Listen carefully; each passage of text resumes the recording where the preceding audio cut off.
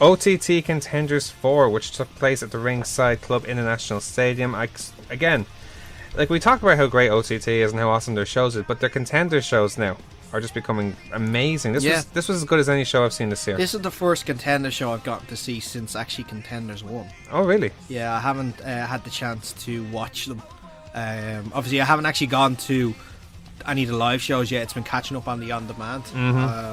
But yeah, I got the chance yesterday. Kind of broken up, a bit before work, a bit after work. I got to sit down and actually watch the matches. Well, you missed out live. It was so much fun. We'll start off with LJ Cleary against... It's okay. I got to see your face numerous times ringside, so it was okay.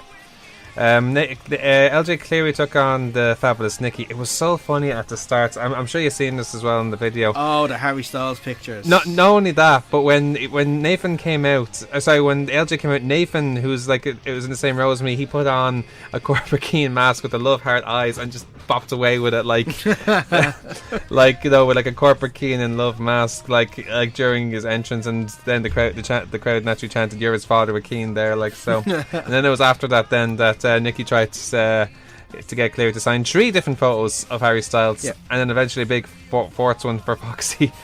That was a whole One Direction one. Foxy was just building up the courage to ask LJ. Obviously. Yeah, so but Nikki did it for him. Yeah. No, it's so funny. I love the comedy of that. In the match itself, it was a very good match. It ended up with Nikki kicking Cleary in the midsection, which caused Cleary. It was LJ that kicked Nikki in the. LJ kicking, excuse me. Low blow. Excuse me, which caused Nikki to accidentally punch Foxy for low blowing him, and then Nikki tried to catch Cleary with a punch. Oh no, but it hit Foxy by mistake, and then it caused by disqualification. So.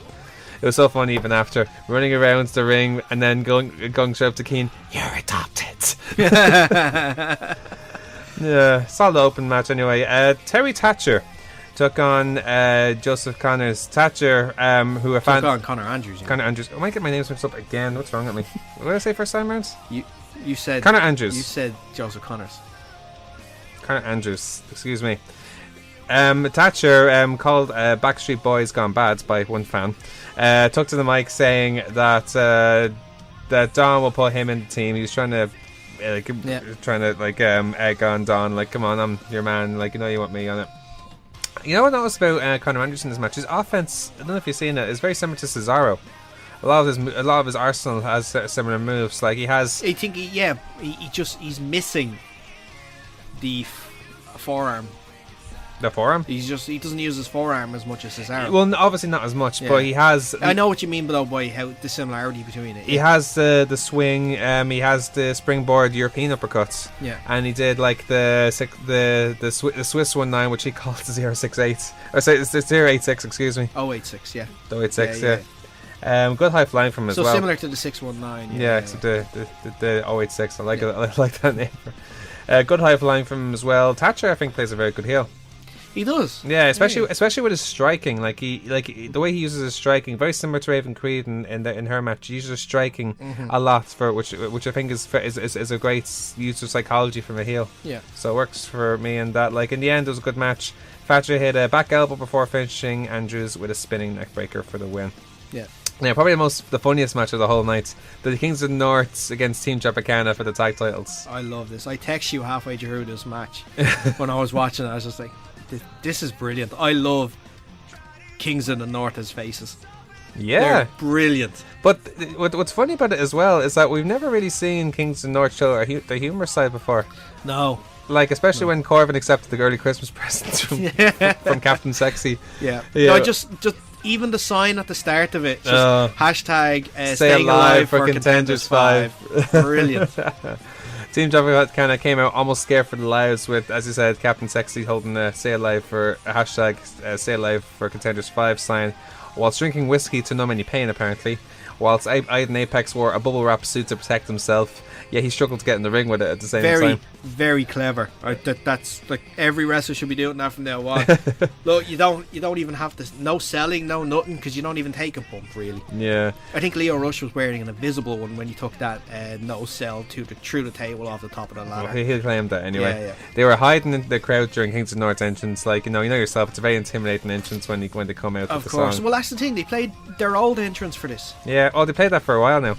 They're not using their new one anymore. Not that I'm aware of. Like I think they have it for some events, but not all the events. They're like a lot of them who I think are gone back to that one now. Like even a few of the new themes went back to the old themes now. So really? it was Jordan Devlin is back in his in Inception theme as opposed to the new one he has. It's a good thing, and it's also kind of sucks. Like I kind of feel I like it because like the drums is the iconic Kings of the North thing, but I also feel bad because Tristan put a lot of work into that. Yeah, I don't know the reasons. He probably have a better reason for it, but I honestly don't know. It was so funny when Captain Sexy's got stuck in the presence, and then Bonesaw gave him a box buster. Box buster, brilliant. And then when they were giving him the chops, they were doing it to the theme of "We Will Rock You." Oh, I love it.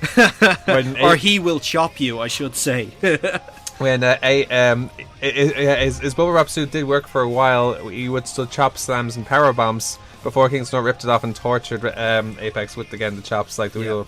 Somehow, Sexy distracted Kingston North to have Apex push Corvin into Bonesaw and then kicked him Bonesaw to give Corvin a Canadian destroyer. That was actually very funny. Very crisp wrestling from Sexy in this match, actually. Yeah. He was slick. After he got the hot tag in, it was really he was very slick, yeah. Impressive. I love their move, the super sexy slippery slides. That's such a funny move when he puts the cap on.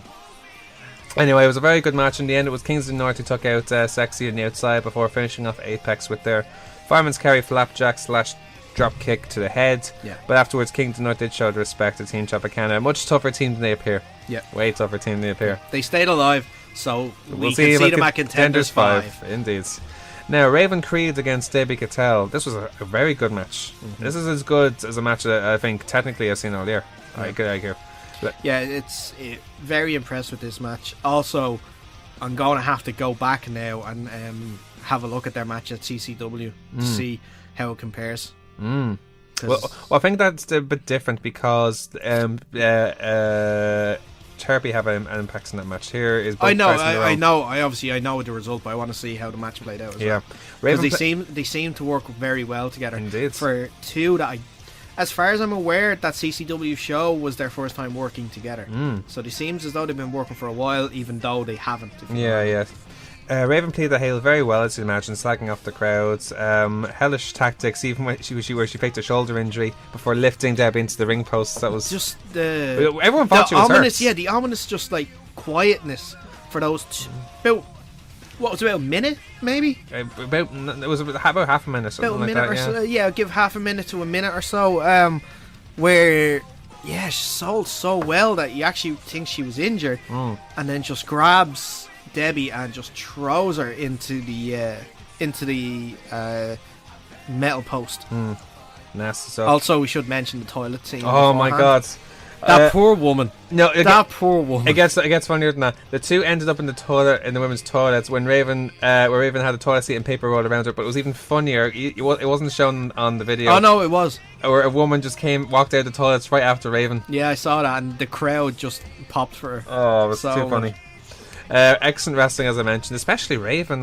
She's really her suplex, her techniques, even on strikes. But what a TKO from Debbie, though. God Almighty. Yeah. Debbie fought off a very deep Boston Crab on Raven. Raven tried to finish her off by before being distracted by a fan, where Debbie hit an electric chair slam. Then Debbie avoided a spin kick to hit her version of the X Factor to win the match. Very good match.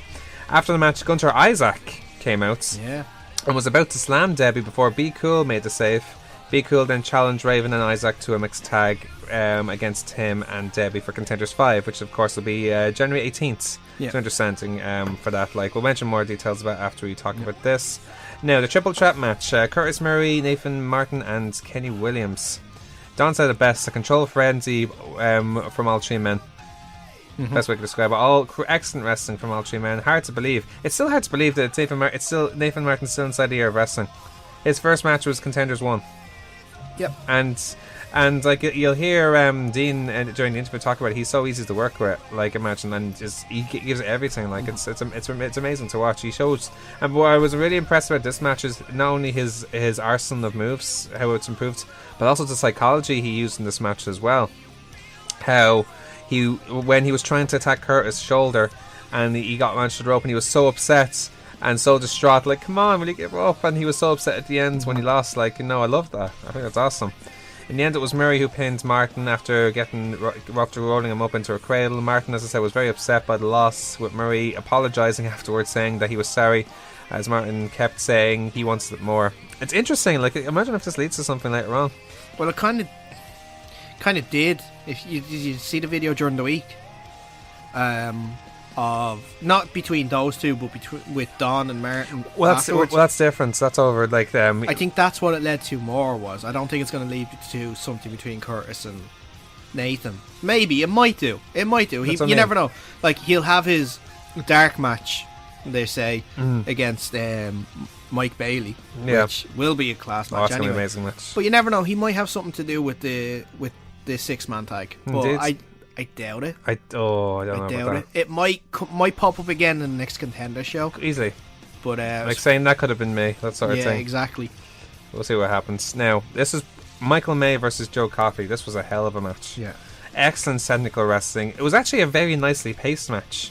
Like, it built itself up. It was like I think one thing that I found, it was quite not so much refreshing, but it was a nice change of pace. That's what I mean, to the previous match, because a lot of them were fast-paced matches. No problem with fast-paced matches.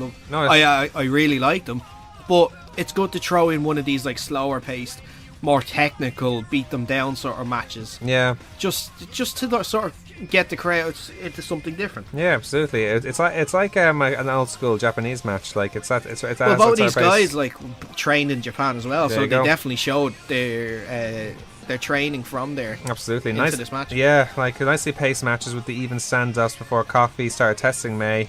May showed incredible resilience, taking numerous chop suplexes and submissions from Coffey. The crowds, though, were so behind them all the way, and it took Coffey a corkscrew tombstone and 2 discus lariats to eventually pin May, and it was a terrific match. It was actually, because everyone was so Michael May was so over afterwards because of his resilience alone.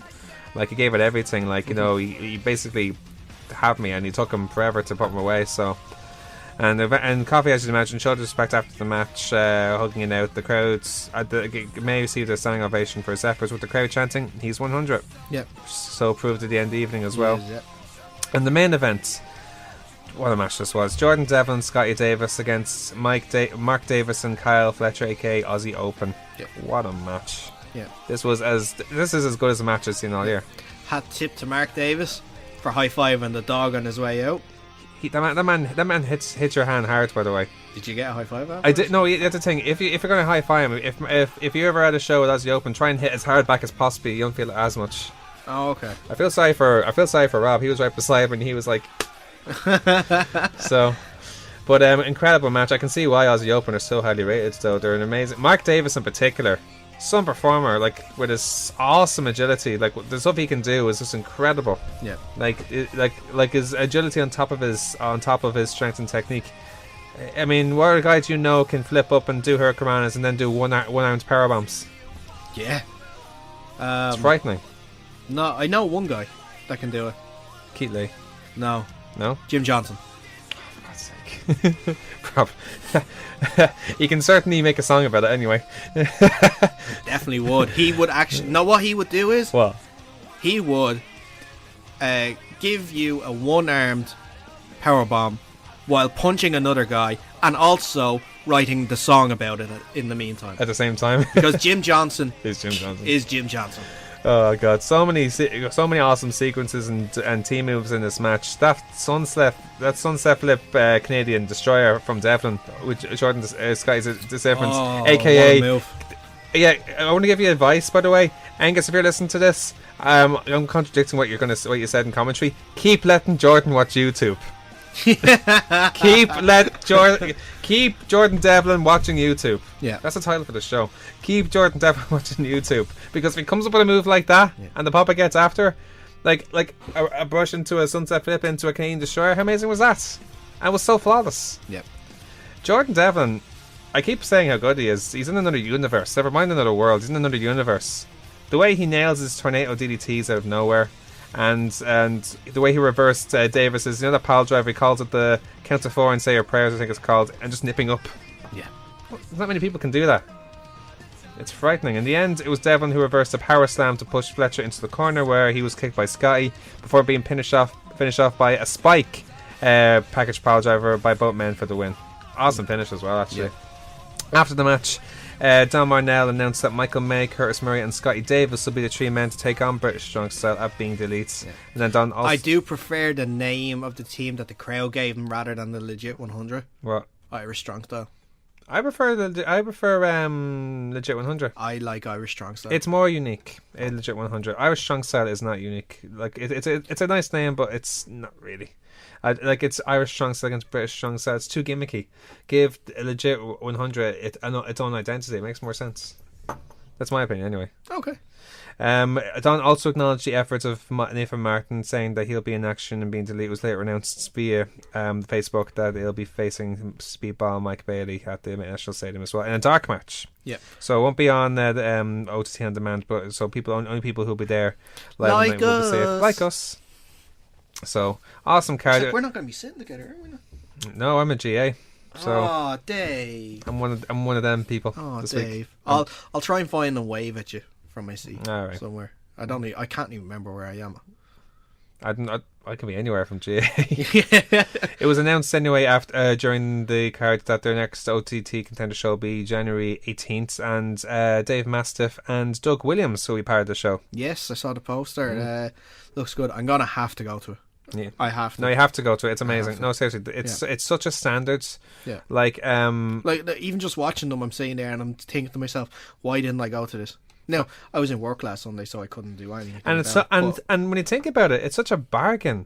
When you think about what they charge for the normal shows, and obviously the quality is amazing at the Tivoli, but it's getting so much thinner. The difference between the Contenders and the live shows now, there isn't a wide gap between them anymore. Yeah. It's so. This time next year, these guys will be main events in the Tivoli.